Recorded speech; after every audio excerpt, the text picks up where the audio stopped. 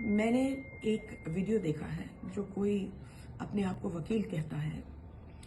उसने ये कहा है कि जो नया कानून निकला है उसमें 291 सेक्शन में ये है कि अगर आप किसी भी कुत्ते को कंबल दो या खिलाओ तो आप उसके मालिक हो गए, और फिर उसके बाद अगर कुत्ते ने किसी को काटा या किसी के पीछे भागा या कुछ भी उसकी वजह से चोट आई तो आपको जेल में डाला जा सकता है और आपको फाइन देना पड़ेगा। ये बिल्कुल झूठ है।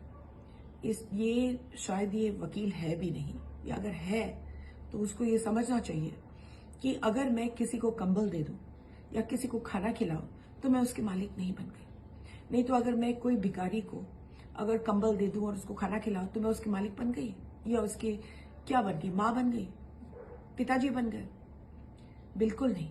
लाखों लाखों लोग इस देश में जानवरों को खिलाते हैं, चाहे गौशालों में, चाहे कुत्तों को, चाहे कोई भी जानवर को, चाहे चिड़ियों को।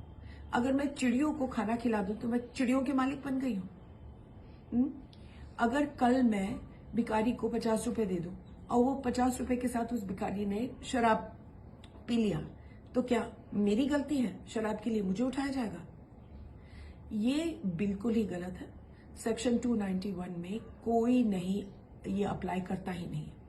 वो बहुत क्लियर सेक्शन है। वो कहता है कि अगर आप मालिक हो उस कुत्ते के, वो कुत्ता आपके घर में रहता है, आपने उसको खरीदा है या अपनाया है, अपने घर में रखते हैं, उसको लीश बांधते हैं, सब लोगों को मालूम है कि आपके पास कागज है उस कुत्ते के, और अगर उस कुत्ते ने किसी को काटा या दूसरे कुत्ते को तंग किया या कुछ ऐसा किया जिससे चोट पहुंचाए, तब जाकर के ये कानून आपके ऊपर लागू होता है।